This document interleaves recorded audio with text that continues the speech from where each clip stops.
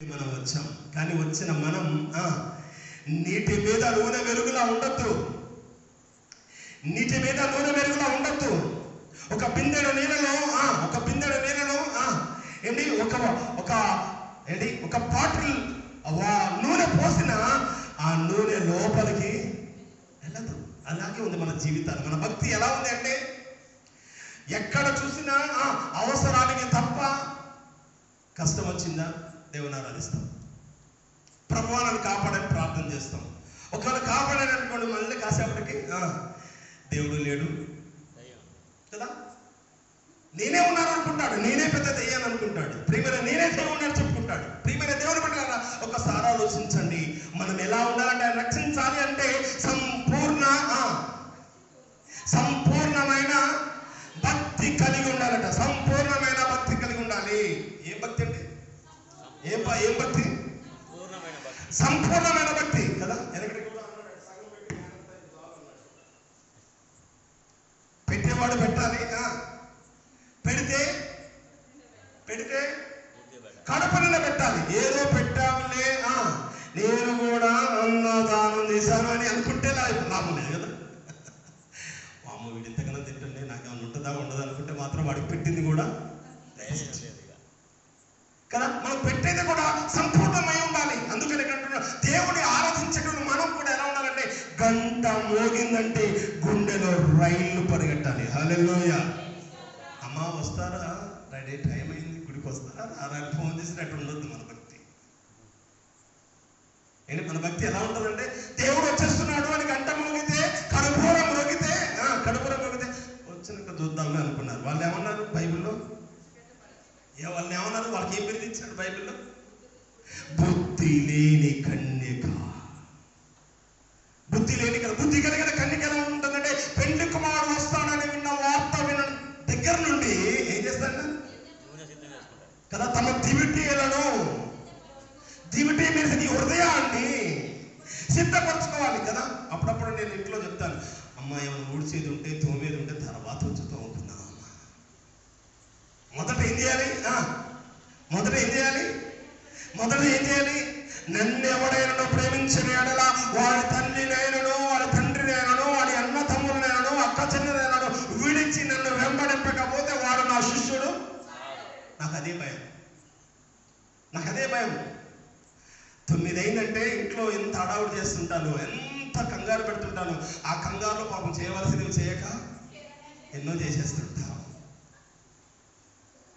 ప్రియమైన దేవుని బిడ్డలారా, దేవుని సన్నిధిలో సంపూర్ణమైన భక్తియు మాన్యతయు కలిగి, ఏంటి నువ్వు సుఖంగా బ్రతకాలంటే, నెమ్మదిగా బ్రతకాలంటే, అన్నిటికంటే ముఖ్యముగా మనుషులందరి కొరకు ప్రార్థన చేయాలట. హల్లెలూయా.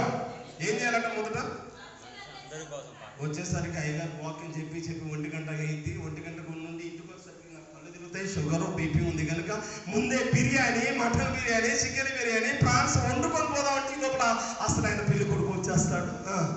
ఆయన వెళ్ళిపోతాడు, నువ్వు వీడియో కొడతావు. జాగ్రత్త. సంపూర్ణమైన భక్తి. ఒకవేళ దేవుని ప్రేమించగలిగితే వెనక ఏమున్నాను, ఏది ఏమైనాను విడిచిపెట్టి నేనున్నాను అని పరిగెత్తగలగాలి. అదే సంపూర్ణమైన భక్తి. అవ్వ కావాలి, బువ్వ కావాలంటే కష్టం. దేన్నో ఒకదాన్ని ఎంచుకోవాలి కదా. ప్రేమిస్తే అవనన్నా ప్రేమించాలి, లేకపోతే ప్రేమిస్తే బువ్వనన్నా ప్రేమించాలి కదా. అవన ప్రేమిస్తే ఆటోమేటిక్ బువ్వ కూడా దొరుకుతుంది. తండ్రిని ప్రేమించువాని ఎడల వాడి యొక్క గదులన్నీ కూడా తన నిధులతో నింపుతాడట. హల్లెలూయా.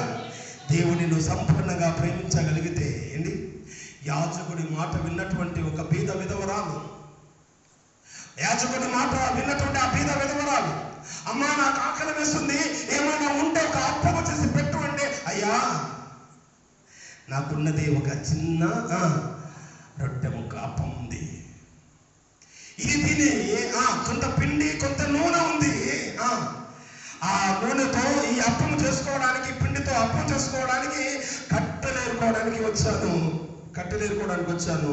ఈ పూట తిని ఒకవేళ ఈ కరువు సమయం కనుక చచ్చిపోదాం అనుకుంటున్నాము అని యాజకునితో చెప్పింది. ఆ మాట విన్న యాజకుడు అంటున్నాడు, అమ్మా నాకు కొంచెం అప్పం ఇవ్వు అంటున్నాడు. అసలు లేదు ఏంటి, అసలే లేదు కదా, దాంట్లో కాస్త ఇంకేదో ఇవ్వమంటున్నాడు కదా. ప్రియమైన దేవుని పిల్లలారా, ఈయనకేమైనా బుద్ధి ఉందా, ఈయనకేమైనా జ్ఞానం ఉందా? ఇంకా మన భాషలో చెప్పాలంటే, తెలంగాణ భాషలో చెప్పాలంటే ఎన్ని తిట్లు వస్తాయి కదా. అసలు నాకే లేదు, వీడికి కావాలట కదా, ఎన్ని కొనుక్కుంటాము కదా. కానీ ఆ బీద విధవరాలు ఆ యాజకుని మాటకు లోబడి ఆ ఉన్న నూనెతో, ఆ ఉన్న పిండితో అప్పము చేసి యాజకుని చేతిలో పెట్టింది. మళ్ళా లోపలికి వెళ్ళగానే ఆ తొట్టిలో ఉన్నటువంటి పిండి నిండిపోయింది. హల్లెలూయా. ఆ బుట్టిలో ఉన్న నూనె పొంగి పొర్లుతుంది. దేవుని స్తోత్రం. హల్లెలూయా. అప్పుడప్పుడు మనం కూడా చేస్తాం. 100 రూపాయలు ఉన్నాయి, ఇది దేవునికి ఇస్తే నా సంగతి ఏంటి కదా. ఈ 100 దేవునికి ఇస్తే నా సంగతి ఏంటి, నా పిల్లల సంగతి ఏంటి, రేపేంటి కదా. రేపేమి సంభవించును, రేపేమి సంభవించును. జాగ్రత్త. అబద్ధ బోధకులు చాలా చెప్తారు, నీకు అది జరుగుద్ది, ఇది జరుగుద్ది, అదవుద్ది, ఇది ఏది అడిగినా వాడి చేతిలో లేదు, నీ చేతిలో లేదు. ఎవరి చేతిలో ఉంది? నమ్మేరా? చప్పట్లు కొట్టండి, దేవుని మహిమపరుస్తాం. హల్లెలూయా. నమ్మండి, కానీ మోసపోకండి కదా. నమ్మండి, మోసపోకండి. రేపేమి సంభవించను ఎవరికి, రేపేమి సంభవించడానికి ఎవరికి మరొచ్చు. రేపటి సంగతి నాకెందుకండి. ఈ గుడిలోంచి బయటికి పోతామో పోమో మనకి తెలుసా? ఇంటి దాకా చేరతామో చేరకుండా దేవుని సన్నిధికి వెళ్తే ఇంకా సంతోషం అనుకోండి. అమ్మో అలా అనకండి అయ్యగారు, నాకు చాలా బాధ. అమ్మో మా ఆయన నిడిచిపెట్టి నేను ఉండలేను, మా ఆవిడ నిడిచిపెట్టి నేను ఉండలేను, నా పిల్లలతో అసలే బ్రతకలేను అనుకుంటావా? వారెవరు నీతో రారు, వారెవరు నీకు శాశ్వతం కాదు. ప్రియమైన వాళ్ళారా, దేవుడే శాశ్వతం. అందుకని సంపూర్ణమైన భక్తి కలిగి ఉండాలి. భక్తి కలిగి ఉంటే సంపూర్ణమైన భక్తి కలిగి ఉండాలి అని జ్ఞాపకం చేస్తున్నాడు. ఇంకా ఈ భక్తికి ఉన్న ప్రాముఖ్యతను మీకు జ్ఞాపకం చేస్తాను. 3 రకాలైన భక్తిని చెప్తాను. ఒకటి, ఈ భక్తులు చాలా రకాలు ఉన్నాయి. ఈ భక్తిలో చాలా రకాలు ఉన్నాయి. మొదటిది 1వ అధ్యాయం యాకోబు రాసిన పత్రిక 26వ వచనం. మొదటి అధ్యాయం 26వ వచనం. యాకోబు రాసిన మొదటి పత్రిక చదువుతుంది. ఎవడైనను నోటికి కళ్ళము పెట్టుకొనక తన హృదయమును మోసపరుచుకొనుచు భక్తి గలవాలని అనుకుని ఎడల. జాగ్రత్త, నేను చెప్పి 3 ముక్కలు చెప్తాను. ఆ 3 ముక్కల్ని 3 ముక్కలాట ఆడకండి. 3 ముక్కల్ని ముద్దుగా మీ హృదయంలో దాచుకోండి. ఒకడు అనుకుంటాడట, నేను భక్తి గలవాడినండి అనుకుంటాడట కదా. అప్పుడప్పుడు మనం కూడా భక్తి పరులుగా ఉంటాం. ఏం భక్తి అంటే, ఏదైనా డ్రెస్ చేసుకున్నప్పుడు చూడాలి కదా మన భక్తి. ఏదైనా కొత్త డ్రెస్ వేసుకున్నప్పుడు చూడాలి మన భక్తి కదా. ఎలా ఉంటామంటే, అద్దం ముందు నిలబడి ఎన్ని మెలికలు తిరుగుతాము కదా. వెనక్కి ముందుకు నలుదిక్కులు తిరిగి చూసుకుంటాము. బాగున్నాను, మళ్ళీ పైగా తను బాగున్నాను అని అనుకుంటాడు. అద్దం ముందు నిలబడి అనుకుంటాడు. మళ్ళీ బయటకు వచ్చిన తర్వాత ఏమంటాడు, హలో ఎలా ఉంది కదా. ఈ మధ్య మేము ఎక్కడికి వెళ్ళినా మాకు సహోదరులు 2 వస్తారు నాతోటి. ఒక ఆయన వచ్చి అంటాడు, ఏం నిన్న బాగుందా డ్రెస్ అంటాడు.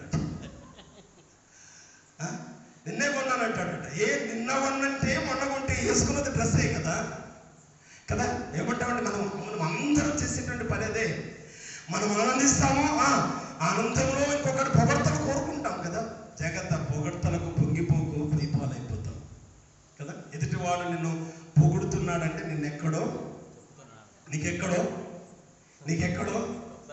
నీకెక్కడో పోగా పెడతాడని జాగ్రత్తగా ఉండు. అంటే ఒక రవ్వ ఇస్తాడు, మెల్లిగా రగిలి మండి మాడిపోతాం. జాగ్రత్త కదా. జాగ్రత్త. ప్రియమైన దేవుని బిడ్డారా, నిష్కలంకమైన భక్తి కదా కలిగి ఉండాలని జ్ఞాపకం చేస్తున్నాడు. మొదట మోసపుచ్చు భక్తి.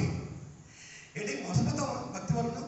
ఎస్, యాకోబు అదే చెప్తున్నాడు. ఏమిటి, ఎందుకు మోసపోతున్నాడు అని మనం ఆలోచిస్తే, ఎవడైనా నోటికి ఏం పెట్టుకోవట్లేదట, కళ్ళెం పెట్టుకోలేదు.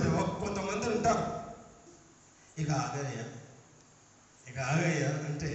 ఈరోజు మధ్యాహ్నం కూడా చిన్న ఒక సర్వీసులో ఆయన మాట్లాడుతూనే ఉన్నాడు. దీన్ని కట్ చేయవా, చేస్తాం. ఆయన వదులుతున్నాడు, ఈయన వదులుతున్నాడు, ఈయన వదులుతున్నాడు, ఆయన వదులుతున్నాడు. మధ్యలో మేమందరం ఏది కదా వెర్రోలాగా చూడాల్సిన పరిస్థితి వస్తుంది. ఏది కంక్లూజన్ లేదు, ఏది కూడా సంపూర్ణం కావడం లేదు. నోటికి కన్నం పెట్టుకోకుండా కదా నోటికి వచ్చినంత మాట మాట్లాడేస్తూనే ఉంటాడు కదా. తగిలేది తెలియదట, తాకేది తెలియదట కొంతమందికి.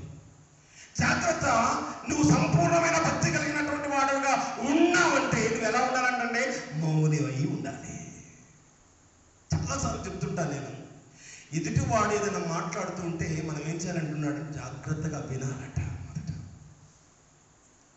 వీడు ఏ మనసుతో మాట్లాడుతున్నాడు, ఏ ఉద్దేశంతో మాట్లాడుతున్నాడు, వీడి మనసులో ఏం పెట్టుకొని మాట్లాడుతున్నాడని నీకు అర్థం కావాలంటే నువ్వు వాడికి ఎగబడి మాట్లాడడం కాదు, తిరగబడి మాట్లాడడం కాదు.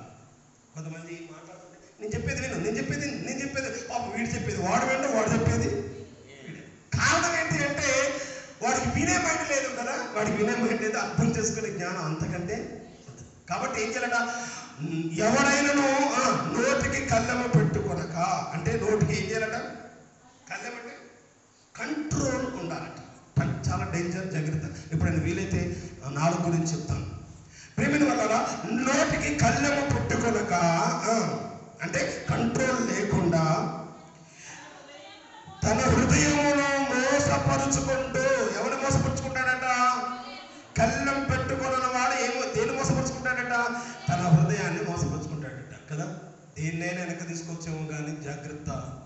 ఒక మాట అన్న తర్వాత లక్షిస్తే 2 లక్షలు తిరిగి తీసుకొచ్చాము, కానీ ఒక మాట నీ నోటు నుండి బయటకు వెలువడిన తర్వాత అయ్యో ఐఎమ్ వెరీ సారీ, నేను అనుకోకుండా నేను అన్నానండి, మళ్ళీ ఎప్పుడు నేను నన్ను అంటాడు. కానీ హృదయం నిండిన దానిని బట్టి నోరు మాట్లాడుతుంది. జాగ్రత్త కదా. వాడు ఎందుకు ఉచితంగా అనలేదు, మన మీద ఎంతో, మన మీద ద్వేషం, అసూయ, కక్ష, కుట్ర, కుతంత్రాలు పెట్టుకుని ఉంటాడు. ఆ హృదయం నిండిన దాన్ని బట్టి ఆ హృదయం ఉన్న మాట ఏమవ్వాలి, ఇప్పుడు ఏమవ్వాలి, బాగా ఉడుకుతున్నప్పుడు కదా, ఇంకా గ్యాస్ మంట ఎక్కువ పెట్టేవాడు ఏమవుతుంది కదా, పొంగిపోతుంది. పొంగిన తర్వాత నీరంతా ఇంకిపోతుంది, తర్వాత మాడిపోతుంది. జాగ్రత్త. ఎవరైనా నిన్ను ఒకవేళ రెచ్చగొట్టినా, ఎవరైనా నిన్ను మోసపుచ్చడానికి ప్రయత్నం చేస్తున్నప్పుడు జాగ్రత్తగా ఆలోచించు. నీ భక్తి మోసపుచ్చే భక్తిగా ఉండద్దు. ఎలా ఉండాలో చెప్తాను, ప్రేమైన దేవుని బిడ్డ తన హృదయాన్ని మోసపుచ్చుకుంటాడట. తన హృదయం నుండి పొంగి వచ్చినటువంటి మాటలు, అనేకమైన మాటలు మాట్లాడిన తర్వాత అప్పుడప్పుడు మన పెద్దలు కూడా చెప్తారు, చాలా మంది చెప్తారు, 100 దెబ్బట్లు కొట్టినా పడతాను కానీ ఒక్క మాట అంటే మాత్రం అస్సలు పడనంటాడు కదా. అసలు అంటే దెబ్బలకు లేని పవర్ మాటకుంది. అందుకని ఉంటాడు, ఎవరైనా నోటికి కళ్ళెమ పెట్టుకొనక తన హృదయమును మోసపరుచుకొనొచ్చు, తన హృదయాన్ని మోసపరుచుకొనొచ్చు. పైకి ఏమనుకుంటాడట, నేను భక్తి కలవాడను అని చెప్పుకుంటాడట కదా. పైకి ఎంత తెలుపు వేసినా, తెలుపు వస్త్రాలు ధరించి వచ్చినా వాడి హృదయంలో ఏముందో మనకేమో తెలుస్తుంది కదా. వచ్చినా, పెళ్లి నడక నడుచుకుంటూ వచ్చినా, అంత మాత్రాన పెళ్లి నడక నడిచినంత మాత్రాన అతను పెళ్లి కొడుగా నడకను బట్టి మోసపోకు, మాటను బట్టి మోసపోకు, వాడి యొక్క ప్రవర్తనను బట్టి మోసపోకు. జాగ్రత్త. నీ హృదయంలో నీవు ఎలాంటి వాడవో నీకు తెలుసు. ఆ హృదయం నిన్ను మోసం చేస్తుంది.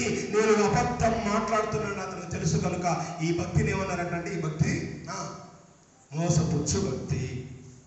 ఎవరిని మోసపుస్తుంది?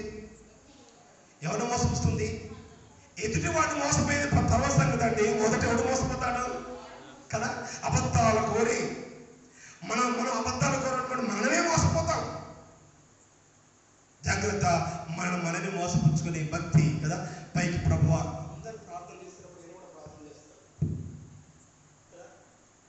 కొందరు ప్రార్థన చేస్తారు, కొంతమంది ఏమో వచ్చి అవతల వాడు ప్రార్థన చేస్తున్నాడు కనుక నేను కూడా ఏం చేయాలి, ఈ పైకి వస్తుంది కదా. ఈ భక్తి ఏ భక్తి? హృదయం నుండి పొంగే భక్తి కాదు. పక్కవాడు మోకరించాడు, నేను మోకరించకపోతే నా భక్తి లేదని వీడి భక్తి పరుడు అనుకుంటాడు. కాబట్టి నేను కూడా మోకరిస్తాను, లేకపోతే ప్రార్థన చేస్తాను, నేను కూడా అందరు ఇస్తున్నారు కనుక నేను కూడా ప్రభువుకి అందరికంటే గొప్పగా ఉండాలని ఇంకొక రూపాయి ఎక్కువ ఇస్తావేమో. కానీ అది ఏం భక్తి అట? మోసపుచ్చే భక్తి. రెండవ భక్తి ఏంటంటే, నువ్వు ఎలా ఉండాలంటే ఈ భక్తిని 20వ వచనం చదువుకుందాం తల్లి. తండ్రి అయిన దేవుని ఎదుట పవిత్రమును నిష్కలంకమైన భక్తి ఏదనగా, మొదటిది మోసపుచ్చే భక్తి, రెండవది నిష్కలంకమైన భక్తి. ఏంటి నిష్కలంకమైన భక్తి అంటే? తెల్లగా ఏమచ్చా డాలు లేకుండా డ్రెస్ వేసుకోవడం లేదా, కలంకం లేకపోవడం కాదు. ఏంటో ఏం భక్తి కలిగి ఉండాలట? అక్కడ ఏమంటున్నాడు 27వ వచనంలో, నిష్కలంకమైన భక్తి ఏదనగా దిక్కులేని విధవరాండను, దిక్కులేని పిల్లలను విధవరాండను వారి ఇబ్బందిలో పరామర్శించుటయు, ఇహలోక మాలిన్యము తనకండకుండా తన్ను తాను కాపాడుకొనుటయే. హల్లెలూయా. ఏం భక్తి అండి ఇది? నిష్కలంకమైన భక్తి. ఎవడో మెచ్చుకుంటాడనో, ఎవడో పొగుడుతాడనో, ఎవరో ఏదో మనం హెచ్చిస్తారనో కాదు. కానీ అక్కరలో ఉన్న వారిని వారి అక్కర్ను తీర్చాలి, దిక్కులేని వారికి పరామర్శించాలి, అనాథలను ఆదరించాలి. ఇదే దేవుడు చూపించాడు. ఆయన రక్షించడానికి వచ్చిన యేసయ్య చూపించినటువంటి ఆ ప్రేమ, ఆ భక్తి కదా. ఆ పునాది మీద కట్టబడిన మనము కూడా నిష్కలంకమైన భక్తి కలిగి ఉండాలి. మూడవ భక్తి గురించి చెప్పి ముగిస్తాను, సమయం చాలా అయింది కనుక ముగించేస్తాను. 1వ అధ్యాయం, యాకోబు రాసిన పత్రిక 1వ అధ్యాయం 21వ వచనం. అందుచేత సమస్త కల్మషమును వీగుచున్న దుష్టత్వమును మాని లోపల నాటబడి మీ ఆత్మలను రక్షించుటకు శక్తి గల వాక్యమును సాత్వికముతో అంగీకరించాలి. హల్లెలూయా. ఏం చేయాలట? ఇది రక్షించే భక్తి. సాత్వికము అంటే ఏది చెప్పినా కదా, దేవుని నోట నుండి వచ్చే ప్రతి మాటను ఏం చేయాలట? సాత్వికముతో అక్కడ విని అక్కడే వదిలిపెట్టకూడదు కదా. అందుకని మన అలాంటి వాళ్ళని అందరిని ఏమన్నాడంటే, బైబిల్ ఒక మంచి మాట, బైబిల్ పరిభాషలు చెప్పాలి, వారు దురదశకులు గలవారు అట కదా. బాగా చెవిలో పెట్టిననుకోండి ఏం చేస్తారు? ఇన్ని బొగ్గు తీసుకొని బాగా దూరమైన తిప్పేస్తాం. తర్వాత ఏం చేస్తాం? పదంగా దాస్తాం, ఇసిరి పడేస్తాం. మన కూడా అలాగే ఉండదు. దేవుడి వాక్యాన్ని వినేటప్పుడు వింటాము, కానీ దాని సాత్వికముతో ప్రభు నాతోటే మాట్లాడాడు, నా జీవితం ఎలా ఉంది, ఇలా ఉండడానికి వీల్లేదు, నా జీవితాన్ని మార్చుకోవాలి, నేను ప్రభు కొరకే బ్రతకాలి, ప్రభు వాక్యానుసారంగా నేను జీవించాలి. దేవుని వాక్యం ఏదైతే చెప్పిందో నేను మోసపుచ్చే భక్తిపరుడిగా ఉండకూడదు, నిష్కలంకమైన భక్తి కలిగా ఉండాలి. అంటే నాకున్నదే ఇతరులకి పంచేవాడిగా కదా. పైగా పంచని వాడు ఏమంటాడో తెలుసా? పంచని వాడు ఏమంటాడు? వాడికి ఉంది కాబట్టి పెట్టిండంటాడు. వీడు పెట్టాడు కదా. వాడు పైగా ఏమంటాడంటే వాడికి ఉంది కాబట్టి వాడికి వస్తుందండి నెలకి జీతము. నీకెంత వస్తుంది? 1000 వస్తుంది. వాడు 1,00,000 వచ్చిన వాడు 1000 ఇస్తే 1000 వచ్చిన వాడు ఎంత ఇవ్వాలి? 100 కదా. అది భక్తి. అది పేదవారికి, అనాథలను, దిక్కులేని వారికి అది ఆధారంగా నువ్వు అనాథలను ఆదరించాలి. హృదయ వేదనతో ఉన్నటువంటి వారి కన్నీటిని తుడవాలి కదా. వాక్యము వింటున్న నీవు ప్రియమైన వలన నువ్వు రక్షించబడాలంటే వింటున్న వాక్యము సాత్వికముతో కదా. ఒకవేళ సాత్వికముతో నువ్వు దాన్ని స్వీకరించాలంటే నీలో కొన్ని ముడతలున్నాయి.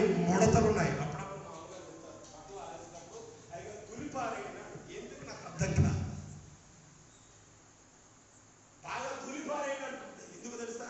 ఒకవేళ ఏదో ముడతుంటే అది ఏమవుతుందట? ఒకవేళ అలాగే వేసామనుకోండి, అలాగే ఆరిపోద్ది కదా, ముడతలాగే ఉండిపోద్ది. ఇక్కడ ఏమంటున్నాడు? మనం రక్షించేటువంటి భక్తిపరుడుగా ఉండాలి అంటే ఇక్కడ జ్ఞాపకం చేస్తున్నాడు. అందుచేత 21వ వచనం, సమస్త కల్మషమును విర్రవీగుచున్న దుష్టత్వమును మాని లోపల నాటబడి. ఏ నాటబడాలట? కదా.